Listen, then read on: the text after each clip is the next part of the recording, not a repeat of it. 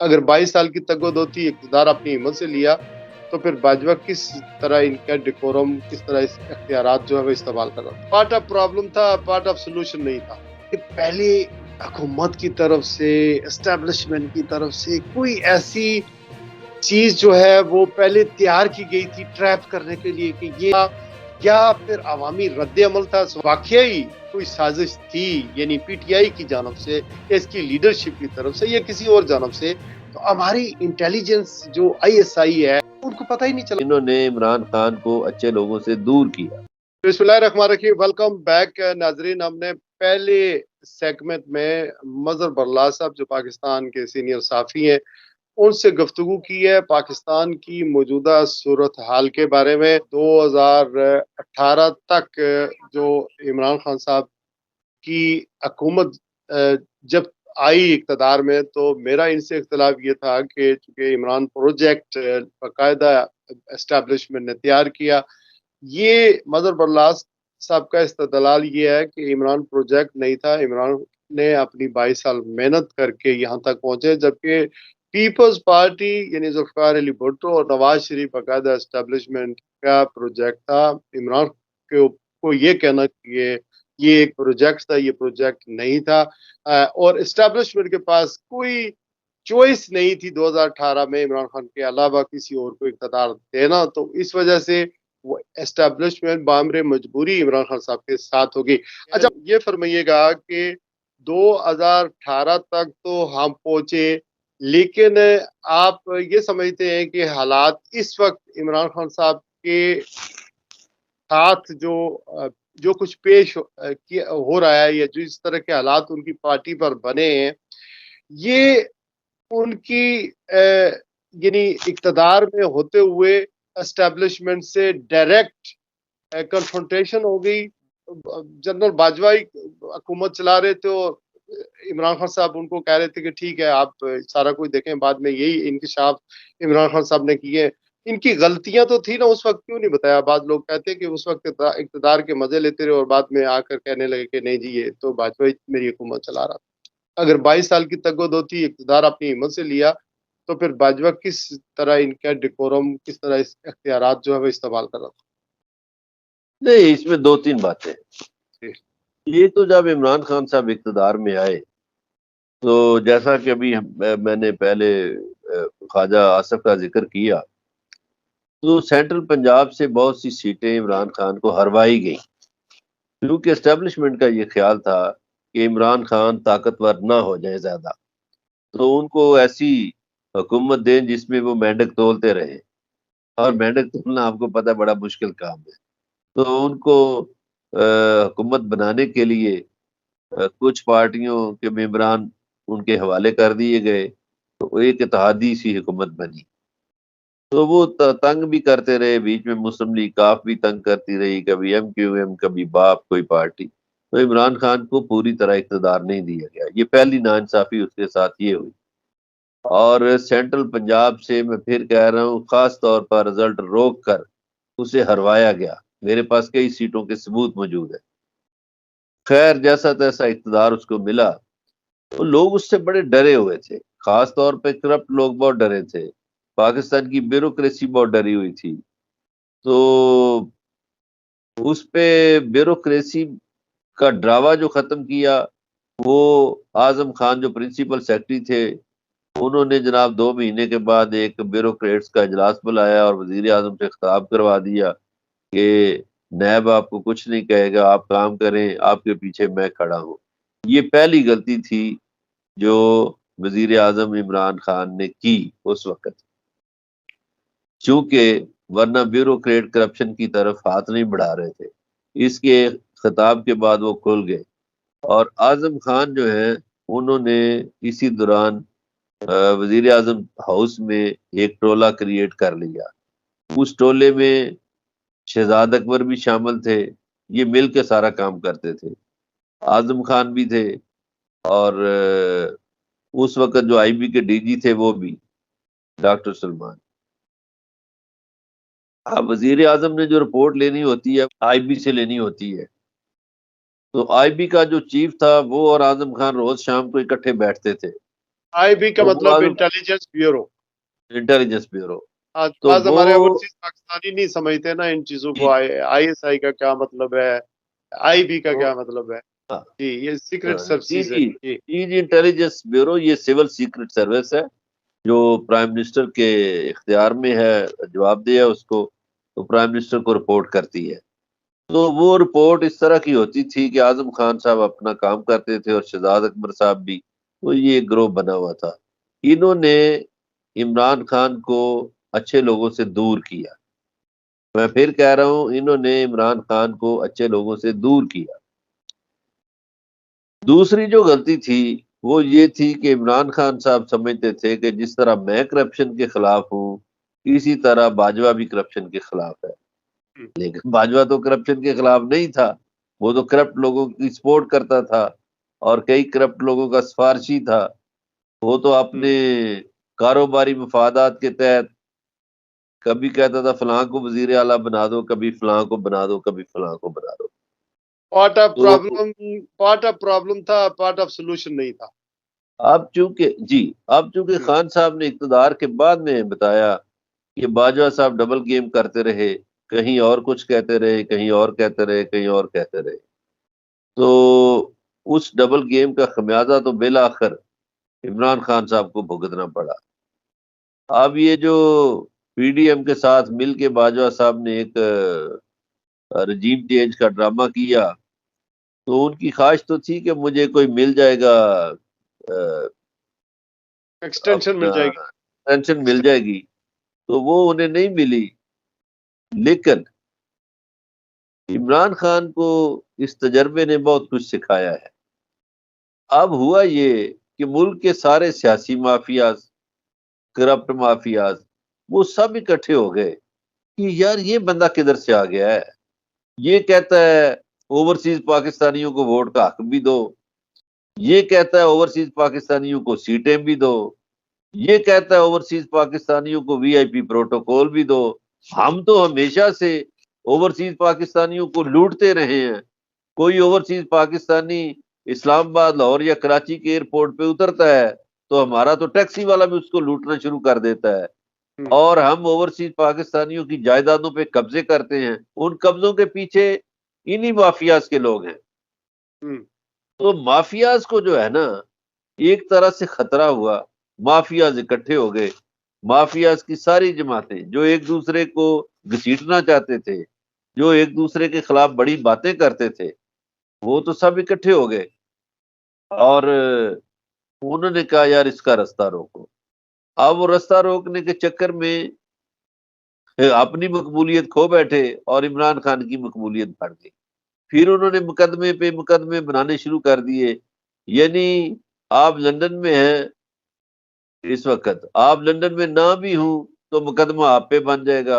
आप न्यूयॉर्क में बैठे हैं, मुकदमा आप पे बन जाएगा।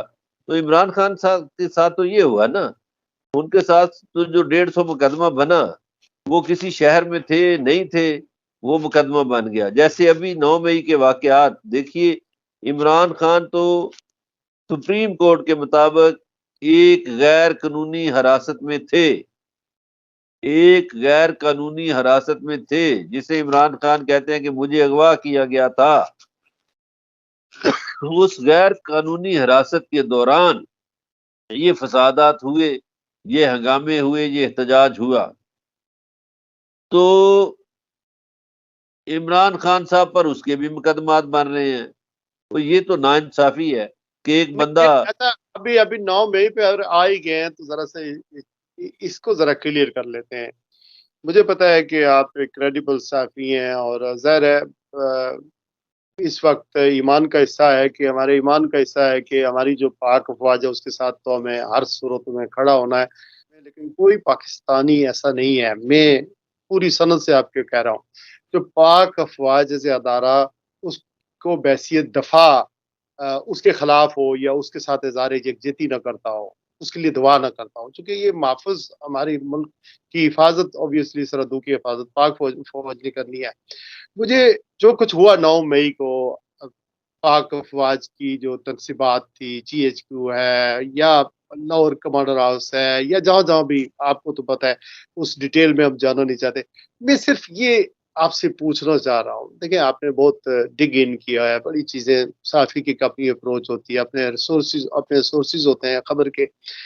आप समझते हैं कि ये पहले हुकूमत की तरफ से, एस्टेब्लिशमेंट की तरफ से कोई ऐसी चीज जो है वो पहले तैयार की गई थी ट्रैप करने के लिए कि ये इतना पॉपुलर है कि लोगों अवाम इसके साथ हैं, इसको हम टच नहीं कर सकते, गिरफ्तार नहीं कर सकते, सारी चीजें नहीं कर सकते, कहीं भी कहीं हमें कोई स्पेस नहीं मिल रहा, तो ये प्योरली ये कोई पहले से प्लान था या फिर अवामी रद्द अमल था? सवाल सुन लीजिए, फिर आप जवाब पहले देते रहिए। अगर ये वाकई कोई साजिश थी, यानी पीटीआई की जानब से या इसकी लीडरशिप की तरफ से या किसी और जानब से, तो हमारी इंटेलिजेंस जो आईएसआई है, जो आप समझ लें रा, मोसाद और सीआईए उसके तोड़ के लिए है और नंबर 1 रही है कई साल, उनको पता ही नहीं चला। और आईबी आप कह रहे हैं, चलो आईबी को छोड़े, आईएसआई को नहीं पता चला कि ये हमला यहाँ पर इन चीजों पर इतने बड़े बड़े एरियाज के अंदर पूरे मुल्क में हो रहे हैं और इनको पता ही नहीं चला और कोई पेशबंदी भी नहीं की गई, और जिस तरह वहां डिफेंस भी कोई नहीं था। तो सवाल मेरा रेलिवेंट है इस हवाले से या नहीं, और आपकी फाइंडिंग क्या है इस हवाले से? खान साहब, पहले तो इमरान खान साहब को ले लीजिए, उनकी शख्सियत को, उन पे बड़ा इल्जाम लगा। तो वो शख्स तो हमेशा ये कहता रहा कि मेरी फौज है, मेरा मुल्क है, मैं तो अपनी फौज से प्यार करता हूँ। ये पिछले 1 साल में उन्होंने बारहा ये बातें की। अब उसमें एक दो शख्सियात का वो नाम लेते रहे, जैसे बाजवा का लिया या एक दो और शख्सियात हैं, तो शख्सियात का नाम तो नहीं है ना पूरा अदारा। ये बाजवे का नाम तो पूरा अदारा नहीं है, तो अदारे का वो एहतराम करते रहे। इस तरह तो नवाज शरीफ का जीटी रोड, नवाज जी जी शरीफ ने जी। जिस तरह बात की यहाँ पर आके की, फिर जरदारी के बयानात हैं, मेमो गेट स्कैंडल है, ये पीपल्स पार्टी वालों का डाउन लीग नवाज शरीफ का, ये सारा तो फौज के खिलाफ था ना, इसकी अब लीडरशिप के देखिए, खिलाफ। इमरान खान में और इनमें फर्क क्या है। इन्होंने, पहले आप देखिए, पीपल्स पार्टी जो बड़ी कहती है जी हम दहशत गर्दी की बड़ी मजम्मत करते हैं, वो भाई अल मुर्तजा किसने बनाई थी, वो त्यारा किसने अगवा किया था पाकिस्तान का, तो क्या वो दहशत गर्दी नहीं थी? फिर आप लोगों ने ये जो मेमो गेट स्कैंडल था, पाक फौज के खिलाफ आप लोगों ने काम किया। इसी तरह नवाज शरीफ साहब को देख लें, उन्होंने 99 में रोग आर्मी के इश्तहार चलवाए और 97 में सुप्रीम कोर्ट पे हमला किया। और नवाज शरीफ साहब जर्नैलों के बारे में क्या कुछ कहते रहे हैं, ये ज्यादा मेरा ख्याल वजाहत करने की जरूरत ही नहीं, लोगों तक बहुत सी बातें पहुंची हुई है। वो डॉन लीग्स क्या था, वो पठानकोट पे हमला हुआ तो इन्होंने गुजरांवाला में FIR दर्ज करवा दी। वो अजमल कसाब के पते कौन देता था? इमरान खान ने ऐसा कोई खेल नहीं खेला। मैं फिर कह रहा हूँ, इमरान खान ने ऐसा कोई खेल नहीं खेला। इमरान खान ने एक दो शख्सियात पे तनकीद की, लेकिन फौज के बारे में हमेशा ये कहा मेरा मुल्क है, मेरी फौज है, मेरी फौज है, मेरा मुल्क है। ये बातें वो करते रहे। अब ये जो लोग निकले, देखिए, लोग महंगाई से तंग थे, लोग गुर्बत से तंग थे। पाकिस्तान में गरीब तो बेचारा जिंदगी को तरस रहा है, और जो मिडिल क्लास था वो गरीब होके रह गया, और उसके भी मसाइल बढ़ गए। पाकिस्तान में फैक्ट्रियां बंद हुई, बेरोजगारी बढ़ी। तो जिस मुल्क में करोड़ों बेरोजगार हो, वहां तो एक चिंगारी चाहिए होती है। मैं इसकी मिसालें देता हूँ। आप देखिए कि अयूब खान की हम बड़ी मिसाल देते हैं, लेकिन जब लोग उससे उकता गए थे, तो फिर कौन सा नारा लगा था वो? हम्म। मैं तो वो नारा नहीं लगाता, लेकिन लोगों को पता ही है कि कौन सा नारा लग गया था। तो हमारे यहाँ लोग जब तंग होते हैं ना, किसी भी मुल्क में जब तंग हो, तो उन्हें एक चिंगारी चाहिए होती है। ये 9 मई का वाकया एक चिंगारी साबित हुआ। अब क्या है कि इसकी प्लानिंग कहीं हुई थी। वो प्लानिंग क्या है?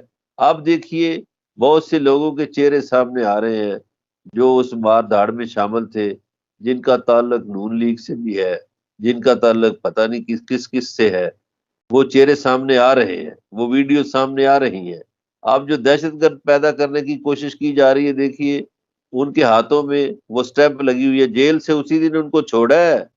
یعنی جب 9 مئی کے واقعات ہوئے وہ بندے جیلوں میں تھے، اس کے بعد ان کو جیل میں چھوڑا اور چھوڑتے ساتھ ہی دوسری گاڑی میں بٹھا لیا کہ یہ دہشت گرد ہے۔ اس طرح نہیں ہوتا، یہ تو میرا خیال ایک ڈبہ فلم بنائی۔ اب آ جائیے جو ایک سوال تھا آپ کا کہ جناب، آپ سمجھتے ایک تو عوام نے میں بالکل سمجھتا ہوں کہ یہ پری پلان تھا، یہ عمران خان کو بدنام کرنے کی کوشش تھی، پی ٹی آئی کو کرش کرنے کی ایک کوشش تھی، ایک منصوبہ تھا جس میں وہ خاطر خواہ کامیاب نہیں ہو سکے۔ اس کی میں ایک مثال دیتا ہوں، جیسے لاہور میں واقعات ہوئے، لبرٹی چوک سے لوگ چلے تو 5 بیریئر ہونے چاہیے تھے۔ کون سے؟ نمبر 1 پولیس کدھر تھی؟ رینجر ویسے تو وہ روز شیلنگ کرتی ہے، ڈنڈے مارتی ہے، کنٹینر لگاتی ہے، پولیس نے کیوں نہیں روکا؟ نمبر 2 لاہور رینجر کینٹ میں جب بھی آپ داخل ہوتے ہیں تو ایم پی والوں نے چوکیاں بنائی ہوتی ہیں، وہ داخل ہی نہیں ہونے دیتے، وہ کدھر تھے؟ نمبر 3 پہ آ جاتی ہے رینجر کدھر تھی؟ نمبر 4 پہ آ جاتی ہے کوئک رسپانس فورس۔ ایک کینٹ کے اندر کوئک رسپانس فورس ہے فوجیوں پہ مشتمل، وہ کدھر تھی؟ وہ بھی نہیں آئی۔ پھر کور کمانڈر کی اپنی حفاظت کے لیے 75 بندوں پر مشتمل ایک دستہ ہوتا ہے، وہ کدھر تھا؟ یہ سوالیہ نشان ہے نا سارے۔ اور پھر یہ دیکھیے اس سازش کا حصہ، انٹیلیجنس والی بات بھی میں نے جو کہی ہے وہ بھی تو بالکل وہ بات بھی ہے کہ اگر یہ اتنا بڑا کام تھا تو انٹیلیجنس اداروں نے کیوں نہیں رپورٹ کیا؟ تو یہ حکومت کی غفلت نہیں ہے؟ بالکل حکومت کی غفلت ہے۔ اگر جرم کرنے والے مجرم ہیں تو جن کی ڈیوٹی ہے، ذمہ داری ہے جرم کو روکنا، وہ بھی تو ذمہ دار ہیں، انہوں نے کیوں نہیں روکا؟ اب اس میں کون لوگ شریک ہیں؟ ان کے چہرے آ رہے ہیں سامنے، اور پی ڈی ایم کے کئی لوگ ہیں، ٹی ٹی پی کے کئی لوگ ہیں جو ہمیں اطلاعات ملی ہے مبینہ طور پر۔ تو اس میں دیکھیے جب رکاوٹ ہی کہیں نہیں تھی تو اس کا مطلب ہے آپ نے اداروں کو یا پولیس کو یہ ہدایت دے رکھی تھی کہ رکاوٹ نہیں ڈالنی۔ اور 1-2 ویڈیو ایسی بھی آئی ہیں کہ کور کمانڈر کا گھر پہلے سے ٹوٹا ہوا ہے، بندے بعد میں داخل ہوئے ہیں، شیشے پہلے ٹوٹ گئے، یہ بھی انوکھی واردات ہوئی۔ تو یہ میرا خیال ہے ایک ایسا ایک فلم جس نے بھی ترتیب دی تھی وہ فلاپ ہو گئی ہے، اس میں سے جو رزلٹ وہ نکالنا چاہتے تھے وہ نہیں نکل سکا۔ اور ان کا جو خیال تھا کہ پی ٹی آئی سے لوگ اب بھی جو کوشش کر رہے ہیں کہ ان کے بندے توڑ تاڑ کے ادھر ادھر کر رہے ہیں کہ شاید پی ٹی آئی اس پہ بھی مظہر اللہ صاحب آتے ہیں۔ اس سیگمنٹ سے ہم چونکہ دورانیہ لمبا ہو گیا ہے تو یہ دوسرا پارٹ ہمارا مکمل ہوا ہے۔ ابھی جب میں واپس آؤں گا تو جو اسمبلیاں توڑنے والی عمران خان صاحب کی غلطیاں تھی اس پر بھی گفتگو کریں گے، اور پھر جو سپریم کورٹ کے اندر جو ایک کیس لگا ہوا ہے وہ ہے 90 دن کے الیکشن کا، اس کا کیا بنے گا؟ اور یہ بھی میں نے سوال پوچھنا ہے مظہر اللہ صاحب سے کہ انٹرنیشنل سطح پر کوششیں ہو رہی ہیں کہ کوئی پیچ اپ کرایا جائے، اس صورتحال سے نکلا جائے، اس کی کیا تفصیلات ہیں ہم تیسرے سیگمنٹ میں ڈسکس کریں گے۔